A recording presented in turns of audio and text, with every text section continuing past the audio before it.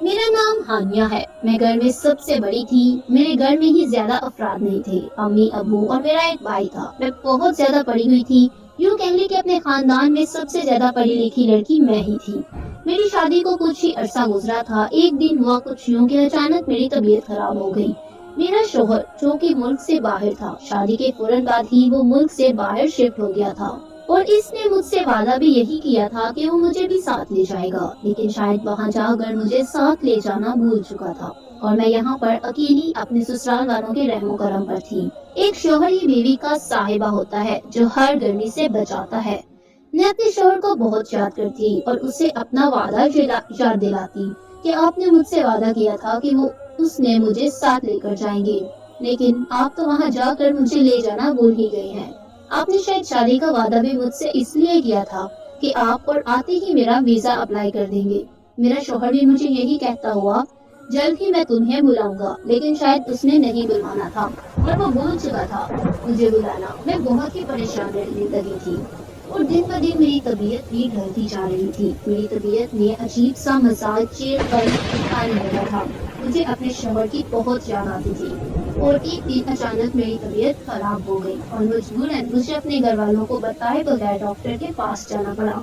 हमारे मोहल्ले में एक लड़का काशिफ डॉक्टर था। उसका क्लिनिक बाजार में था। काशिफ को मेरे हालात के बारे में बहुत पता था कि मेरा शौहर मुल्क से बाहर है। मैं किसी को बताए बगैर काशिफ के क्लिनिक में चली गई और काशिफ मुझे देखकर हक्का बक्का रह गया। वो मुझे भी नहीं कहता था कि मुझे मेरे नाम से ही बुलाता था। जब मैं काशिफ के पास गई तो काशिफ कुछ मरीजों को चेक कर रहा था और मुझे देखते ही बोला, ये तुम यहाँ कैसे? मैंने कहा, हाथ काशिफ, मेरी कमर में बहुत शदीद दर्द हो रहा है। काशिफ ने बाकी मरीजों को छोड़कर मेरा चेकअप करना शुरू कर दिया और कहा कि तुम बेड पर लेट जाओ। मुझे बेड पर लेटा दिया और मेरा चेकअप करना शुरू हो गया। मेरा चेकअप करने के बाद उसने मुझसे कुछ एडवाइस दी और कहा कि शाम को खाने के बाद ये दवाई लेनी, फिर तुम्हें आराम हो जाएगा। फिर वहाँ से मैं निकलने लगी थी कि काशिफ ने मुझे आवाज दी। कहने लगा, सुबह आमिना, तुम्हारा शौहर कैसा है? मैंने कहा, क्या मतलब, क्या है? तो कहने लगा, मतलब तुमसे प्यार तो करता है ना? मैंने कहा, तुम्हें इससे क्या मतलब कि वो मुझसे प्यार करता है या नहीं? तो कहने लगा, शादी से पहले तो उसने कहा था कि वो तुम्हें बुला लेगा, लेकिन अभी तक उसने तुमको नहीं बुलाया। तो कहने लगा, मैं तो तुम्हारा खैर खवा हूँ और हमेशा रहूंगा। मैंने उसे कहा कि तुम भी इस बात से थोड़ी जिम्मेदार नहीं होना चाहिए कि मैं तुम्हें मुझे बाहर बुलाता है या नहीं। तुम्हारा काम है मरीजों को देखना, ना कि उनके घर के बारे में दिलचस्पी लेना। ये कहकर मैं वहाँ से चल दी। दिन गुजरते गए, लेकिन मेरे शौहर ने मुझे नहीं बुलवाया। मेरी हर रोज अपने शौहर से इसी बात पर बहस होती। मेरी कमर का दर्द अभी भी ठीक नहीं हुआ था।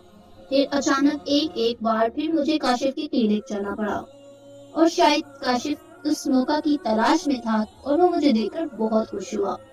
एक बार फिर मैं इसकी क्लिनिक आई हूँ और देखते ही बोला, अब क्या हुआ, तुम्हारी कमर का दर्द कैसा है? मैंने उससे कहा, मेरी कमर का दर्द ठीक नहीं हुआ और उसने मुझे फिर बेड पर लटा दिया और मेरा चेकअप करने लगा। लेकिन उसने अब की बार बहुत ही अजीब हरकत की। वो मुझे छूने लगा और मेरा ऊपर हाथ रख दिया। मुझे इसका ये छूना बहुत अच्छा महसूस हुआ। फिर वो मुझे छूता ही गया। मुझे बहुत अच्छा महसूस हो रहा था। मेरा शौहर तो मेरे पास नहीं था, लेकिन इसका यूं छूना मुझे बहुत अच्छा लगा और मेरा दिल चाह रहा था कि मुझे ऐसे ही टच करता रहे। वो कहने लगा, मैं वो तुम्हारे सारे ख्वाब पूरे कर सकता हूँ जो तुम्हारा शौहर नहीं कर सका। और फिर मैं सोचने लगी, मेरे शौहर ने मुझे दिया ही क्या है? वो तो परदेश जाकर बैठ गया और मैं यहाँ रहमो करम पर छोड़ गया। मैंने उससे कहा कि मुझे भी तुम्हारे साथ मंजूर है और मुझे उसने वो सब किया जो मेरा शौहर कर चुका था। और सब कुछ करने के बाद काशिफ ने मुझे छोड़ दिया। काशिफ की क्लिनिक से अपने घर वापस आ गई। आज मैं जिंदगी में बहुत खुश थी। इतनी खुश मैं अब कभी नहीं हुई थी, क्योंकि काशिफ ने मेरी हर ख्वाहिश पूरी कर दी थी और मैं भी काशिफ की हो चुकी थी। काशिफ मेरा हो चुका था। हम दोनों एक दूसरे की दीवाने होते चले गए।